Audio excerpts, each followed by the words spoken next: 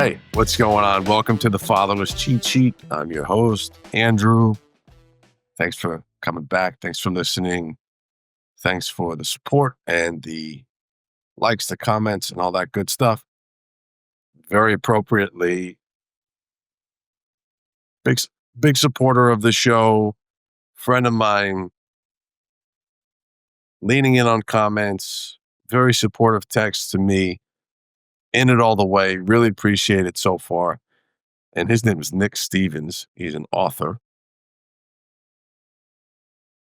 That's his book called Wrecked, which is what I'll be after this show. Not really. I'm only having a couple. But he wrote a book called Wrecked. It's on Amazon. It's really enjoyable. It has a very type of Lost feel, the TV series, a little bit of that, just as a comp, just to give you an idea. It's a thriller. There's adultery. There's all types of crazy stuff going back and forth. I also really enjoy his writing style. He uses a lot of analogies and fun little just illustrations, and very vivid imagination he has. And the book was really enjoyable. It's a quick read. It's a fun read. So Nick Stevens, Wrecked, pick it up if you like. I endorse it. And Nick, thanks for being a friend, and thanks for just being positive about the show and supporting it. I appreciate it. I also want to give a quick shout to OJ, not Orenthal James. That motherfucker's in hell right now, learning how to play mahjong with his feet next to the guy who wrote the Cars for Kid jingle. But the actual juice, OJ Juice, I had a little incident. I had to get some blood taken at the doctor. I'm fine. It's just a yearly checkup. Don't everybody be in a panic clutching your pearls. I'm going to be just fine. Get in the chair, do the thing. One arm didn't work. Next arm, trying it. And I'm not exactly sure what happened. I guess to no fault of the phlebotomist. She was doing her best. But the big tree passed out or close to it. And all of a sudden, all I remember are just a couple of the doctors coming in and just wiping me down with cold rags and giving me OJ. I drank so much OJ. I'm pretty sure my next A1C will look like Aaron Judge's OPS from last season, because I think I chugged like 2 or 3 cups real fast. And shout out OJ, because of that stuff will get that blood sugar back up. But I'm fine. I got through it. Shit happens. I don't know. It was just one of those goofy things. Never happened to me before. I don't think it's indicative of anything. Don't start the GoFundMe just yet. I'll be fine. I'm not going anywhere. Okay. So today we're talking a little bit about, speaking of rolling with the punches, we're talking a little bit about things I picked up along the way. Just some of my insight as I have the stage here solo, and just some things I picked up. It's not reinventing the wheel here, and you'll see that, but it's just my way of gift wrapping it. And yeah, my way of gift wrapping it probably would look like OJ did it in hell with his feet, because my gift wrapping is absolute horseshit. But I just want to share a couple things that, as I've gotten a little bit older and life has taught me these certain things through trial and error, and it's sort of a main component of the show. So to me, I appreciate everybody listening, but if just one person extrapolates one piece of information that is helpful or positive or makes them smile or gets them through the day, that's sort of what I want to do. So let's talk a little bit about it. The first thing I'm going to start out with is rolling with the punches and just kind of figuring stuff out. I'm not talking about something devastating happens. That's a little bit different and has to be dealt with differently. I'm talking about your regular everyday things that happen, that things come up. And to illustrate that, I'll talk a little bit about something that happened pretty recently. I'm going to leave the parties unnamed because it was a total accident, miscommunication. It was just one of those silly, funny things. It was kind of funny, actually. Very long story short, my children and I, my daughters and I, were going to meet a party, and my wife was away on business, so we were together. It was daddy duty, daddy daughter stuff. It was great, and so we went to go meet the party, and we get there. They weren't there, so I said, "Have they gotten here?" No. Okay, cool. It was a nice restaurant, lovely place, and they sat us at a table for a five. So it was a booth that hooked around a nice round table. And we got real cozy in the booth. I'm in the middle, flanked by my two little lovely sweethearts. And then I find out that the rest of the party is not coming. It was just a miscommunication. The day was supposed to be a different day. And it was just one of those things, no big deal at all. Now, one could get upset about that. I'm not the type to get upset about stuff like that. My thing was I turned it into I was at this in the Sinatra booth with the loves of my life, sans my wife, of course, and we had the best time. We had such a great time. They're really good girls at restaurants, and we just sat there. We talked. We had a good meal. I think we set the land speed record for a meal at this place because I got to keep it moving. So, but we wound up having a really great time. My point is, if you have the opportunity to turn the thing into lemonade, put a little Tito's in there too. That might work for you. But just do it because it wasn't a big deal and it was fine and it was fun. And sometimes things like that can turn out the way that, not that they were supposed to be, but in a way that you could have a really great memory. And for me, it turned into a thing where if I didn't take them down there, I probably would have thrown in some nuggets and tots for all of us and called it a night. So it turned into a really memorable, lovely 47-minute dinner with my daughters, and it was really great. It turned out to be really great. So it was just one of those things. So just roll with it, man. Who cares? It's fine. The thing's going to work out. If you get yourself home safe and sound, everybody's good, it's copacetic, just move on. Don't bitch about it. It's okay. Let's see. Keep your day job. Keep your day job. This one goes out to the creatives out there, as I'm one of them.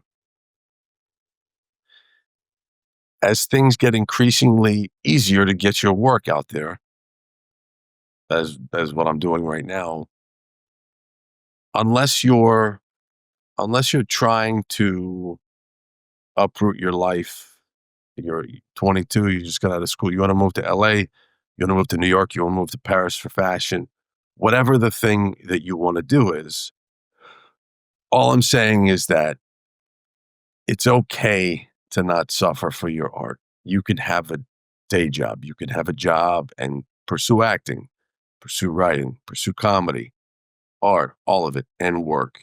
You're not working for the man, you're working for yourself. It's a means. It's a means to do the thing that you're passionate about. So I guess my point around that is there's almost you romanticize the starving artist, and you don't have to starve. You don't really have to do that. And I don't think I'm oversimplifying it. And I mean that for anybody. I mean that for people who are maybe, exploring later in life a new path. Maybe they have been an artist with pastels or watercolors their whole life, and they're starting to they're putting themselves out there. And but keep your day job. Make sure you have that backup thing. And I think a couple times in the past, I didn't do that as keenly as I should have. And in certain ways, it set me back. In certain ways, it was helpful because you put full focus on the thing you're doing. But I think ultimately, it is important to have that stability, that bedrock, that cash coming in. So just for that little thing that having that peace of mind, it doesn't mean you're not going to make it in that field. You just have a little bit of peace of mind, and also you can fall back on that thing. And also for those of you who are making that big move, who are going out to LA or coming to New York, give yourself a timeline. Give yourself a timeline for a couple different reasons, because I'm not saying it's not going to happen after 15, 20 years or whatever. There are stories like that. What I'm saying is the timeline makes the thing concrete. It holds you accountable. It gets you to do what you have to do within the action points of that plan of that industry. And it gives you the structure that you need, because you know, you do have freedom through the structure of what you build for yourself. I think that's very important. So just give yourself a timeline, give yourself some standards, go for it, go balls to the wall, absolutely go for it, but make sure that you do have that backup, because even if you're the best at the thing, it just doesn't. Many decisions are arbitrary. There are a lot of gatekeepers out there. I've met many of them, and it's not an easy thing to break through. I'm not saying don't try it. I'm saying absolutely go for it, but just know what's up. And no matter what it is, no matter what your thing is, your path, your contribution, get it out there. Get it out there, as I'm doing right this second, whatever the hell you want to call what I'm doing right now. But anyway, so there you go. Okay. All right. I'm gonna have a sip. This is an important one, I think, personally. This is a really important, and it's kind of more concrete. If you're going to do something, learn from the best. I'm going to give you the example. So this is exciting. This is an exciting moment because I have permission now to talk about my best friend. Now, I'm not going to get into it. I'm not going to get into the details. I'm going to call him Dino. Like I'm Frank, he's Dino. I have permission to do this now. I'm going to leave a lot of the stuff vague, a lot of vagaries, but I do get to talk about him now, which is important because he's a big part of my life. He has been for a very long time, but he's an extremely private person, which I respect, which I am as well until I started to put details of my life uh, in this show. Anyway, go figure. But when he was when he was younger, I remember the story that um and I hope he's not gonna get mad I share this. I'm just running with the permission. I'll give the apology, I guess. But uh his he wanted to learn how to work out, like work out. And I remember that he worked with a trainer. He worked with a trainer for a little bit. And I thought it was such an amazing, like, I didn't even occur to me at the time to do that. So he would work. He's in shape, whatever, to this day. But what it was like the bedrock of his future training sort of stemmed from learning how to do the thing the correct way, the proper way at first. I think, to my point, a lot of us waste a lot of time with trial and error. I keep talking about that because that's in many ways how I lived my life, through so much trial and error. And God, I mean, you don't need to do that, well, especially now, because you can learn how to do almost that. I could probably figure out how to make origami by the end of the night if I really wanted to, not with these mitts. But my point is that his, hi he learned the right way right away, so then he can run with that. You need that foundation built. So whatever you want to do, now there are so many different pathways to information and learning, which is great. So whatever the thing is you want to do, learn from an expert or someone who's done it at least a while. And also, I mean, obviously take that in stride and say, with a grain of salt, say, is this person absolutely full of shit? Because there's a lot of charlatans out there. So you make sure you're learning from the right person, but it's not hard to find that out either. So just learn the right way, and then you can do it on your own and have a great time with it and do it the proper way, and that's it. So anyway, you know. Oh, shout out Grammy, shout out Aunt Cat. Let's see. This is a good one too. if I do say so myself. And I'll shout out my wife's grandma real quick on this one. And my mom used to say this too, but shout out my wife's grandma, Baba. Um, when you're buying something, or when when you want an article of clothing, buy the good thing. Pay more. Pay more for that great piece of clothing, that item. Many, many years ago, my wife bought me, she was not my wife at the time, a pair of Ray-Ban sunglasses, aviators. I'm gonna knock on wood because I'm talking about it now, but for my 29th birthday, it was a long time ago, and I still have them because they're Ray-Ban. They're good. It's good quality. They were expensive to a degree, but they're quality, and I still have them, and I love them, and it's like one of two or three material items that are important to me. Yeah, tomorrow I'll lose them in the ocean, whatever. But um, the point is that spend a little bit extra, get that quality item. And for me, I think that that's very metaphorical for people. You spend a little extra time, you put a little extra more, a little more effort into the person, into the human. You collect the good ones, the substance, and they stick around for longer. They're more durable. They're more apt to deal with your bullshit. And so I just think it's important to have that the quality as much as possible. I'm not saying you can't run over to Marshalls and get some socks and drawers. I mean, you got to make those runs once in a blue. But for the most part, buy the good thing, buy the decent piece of equipment or all that good stuff. So it just makes sense to me. Let's see. This one, what a novel concept. You ready for this? Hold on to your seats. Be nice. Just be nice. Smile at people. Hold the door open. Use good manners. And if you see somebody sitting alone in a restaurant, you leave them alone because they're probably trying to get away from their family. It's probably the first goddamn quiet meal they've had in a year and a half. So just leave them be. But my point is that just be nice. Be nice to people. It's not hard. Take the extra 6 seconds. I'm not saying you have to talk to every schmuck on the street.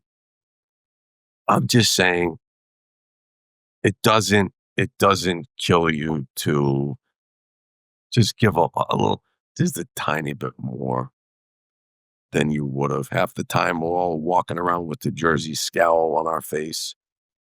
And because we're thinking about anything and everything that we have going on, which is fine, which I get. But I don't know. I think sometimes that you can make that little difference in somebody's day, and it's not that much of a stretch for you. I'm not saying you need to ask them if they need air in their tires or something like stupid like that. I'm just saying that just say hello. Don't close the door on the lady coming out with the bags and the kid and stuff like that. Hold the damn door open. Don't be a slob. Anyway, so it's not that hard to be nice. And okay, let's piggyback on that for a second. You also don't want to be a doormat because I found that many people will will take anything and everything you offer them. Your time, your resources, they'll just be like a succubus and they will not reciprocate. And that's certain people. I'm not saying all people. I'm saying if you don't have that gauge and meter on, you'll just keep giving, giving, giving, giving, and not really understand it. It's happened in the past, probably to all of us. And you just have to be aware of that thing. So you want to be nice, but you don't want to be too nice. And you want to be able to, obviously, stick up for yourself. It's very important. You got to stick up for yourself because nobody else is going to. You have to advocate for yourself. It's important. So this one is a little more maybe along the same lines. I don't know, but you have to be aware of people who speak in absolutes. Be aware of of somebody who claims to know anything and everything about anything. He says the guy drinking hooch giving you life advice unsolicited. I know, I know. I'm a hypocrite every single time I sit here. I understand that. But my point is, at least I'm self-aware enough to call myself out. So you have to take it with a grain of salt when someone speaks in absolutes because nothing is absolute. And there is nuance and conversation around everything. So just I found it's better to be aware of that and just sort of I like to have conversations with people who say, yeah, maybe I don't know. What do you think? Maybe I don't really understand this topic as much as I thought I did. I think just simple humility. It's just moving about the world with humility just makes a little more sense. That's all. Because, we're just spinning on a rock, right? Here we are. Oh, this is a good one. This is a good one. Some of you don't do it. I think that you don't do it now because everybody wants a tip. Tip your servers and your bartenders. Be nice to the people handling your food. That should be as obvious as anything. Now, here's the thing. Not every server and bartender is amazing. Some of them make you feel like they don't even want you there. But for the most part, if you can, tip your servers. The bartenders take care of them because they're taking care of you. They're picking up your kids' crayons from under the table. They're dealing with the big glob of ketchup napkin that you left on the table, right? So just have an idea of that. And again, it sort of just goes back to being, if you can, if you have it at your disposal, be a decent human being. And put the cocktail napkin with the ketchup on it on the plate, right? They'll put it in a bucket and get sprayed. They don't have to worry about it on the wood table. Oh, this is a good one too. Oh, fear, fear, you little bitch. Fear is a little bitch, and it will ruin your life if you let it. Eh, Do the thing.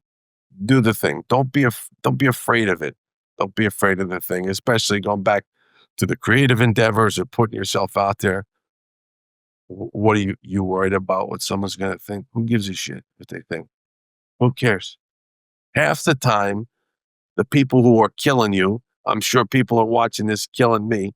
Half the time, they're just fucking mad that they didn't have the stones to do it themselves. So what I say is kick rocks and keep listening because I don't care. And it's important that you do the same thing in whatever corner of your life, whatever corner of your life. You got to get climb over fear's head as best you can. This is coming from somebody who, of course, has fears. I fear everything. I mean, not everything, but I have a lot of fears about certain things, and I spoke a little bit about my trepidation, even to start this project, to start this show. But you got to get over stuff because you know what? This thing don't last long. We're filling space between beginning and end here. Not to be sort of dire about it, but you got to figure out a way to fill that space in, and how are you going to live your life? So, whatever the thing is, if you want to go off for, you want to change your career, you want to ask that person out on a date that you're not sure they're going to say yes. You want to try a new hobby. You want to learn the line dance. You want to strap on some boots and line dance. Is that an old school? Like, do they do that? I think they do that in certain places, right? I don't know, salsa, whatever the hell you want to do. Do the thing. Who cares? If someone you worry about what someone's gonna think? Gives a shit. Who cares? They're not you, right? Don't let them hijack your life because you think they're thinking about you. Which is a fantastic segue to this next thing. Nobody's watching. Nobody cares. I'm just talking about my podcast. Oh, just kidding. No one is against you. Nobody's against you. Not one. There's a great singer, great artist. His name is Patrick Sweeney. He has a song called My Time Ain't Long. think that's a song. Yeah, something like that. And in the song, he says, nobody's basically, I'm paraphrasing Pat Sweeney. Maybe he'll come on the show once. I interviewed him once. He was great, great guy. But anyway, if he says, it feels like my time ain't long. And one of the lines in the song is, nobody's against you. The only thing stepping on you are the boots you lace and shine. We're the only ones holding us back. Look, of course, there's different situations. You get someone, uh, is being a pain in the ass. They're trying to throttle you in some way, shape, or form. Of course, conflict happens. That stuff happens. Everything I'm saying, please, obviously, this is all circumstantial, but for the most part, you gotta just go for the thing. Go for the thing. Nobody's keeping score. Maybe they look at you, laugh at you for a second. They'll move on. They'll move on to the next thing. And to quote Coach Prime, Deion Sanders, if you don't have haters, you ain't popping. So just think about that. Coach Deion, well done. All right, let's see. Nothing is permanent. When shit's hitting the fan, this too shall pass. The Instagram model with the tattoo on her ribs. This too shall pass. Whatever the hell that is. Your hot streaks go away. The Kavorka Jerry, the hot streaks go away. The only thing that remains consistent, the only thing that you always have is you, is this goddamn meat suit that we're dragging along. And extremely underappreciated. It's not talked about anymore. For some reason, I don't know if it's not in vogue or what. Grit, self-reliance, self-determination. Win, Rocky, win. Get the fuck up off the mat. Shut up and do what you have to do. It is so important. It is so important. And believe me, there have been times I want to hide under the bed and I don't want to come out. Okay. In the past, shit comes up and you just have to do it. You don't have a choice. So grit. You got to dig in big time and do the thing. Just do the goddamn thing. I think ultimately. Oh, and ultimately, we're extremely insignificant in the big picture. But we're extremely significant within our people, within our circle, within our family, our friends. And it's really important. I know. Okay. I'm getting philosophical. The guy that looks like the guy that came to the house to give an estimate on siding and used maybe one too many pumps of cologne is talking about insignificance and time between beginning and end. I know. I know what you're thinking. But just bear with me.